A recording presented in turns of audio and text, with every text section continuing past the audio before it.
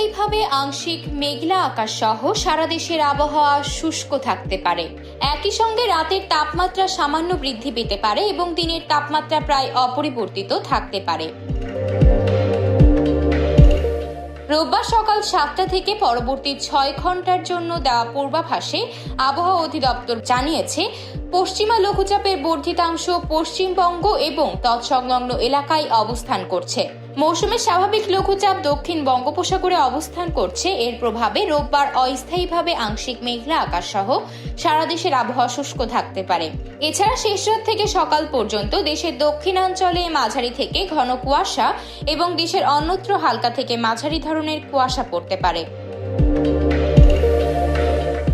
সারা দেশে রাতের তাপমাত্রা সামান্য বৃদ্ধি পেতে পারে এবং দিনের তাপমাত্রা প্রায় অপরিবর্তিত থাকতে পারে। তবে আগামী 24 ঘন্টায় কোনো বৃষ্টিপাতের সম্ভাবনা নেই।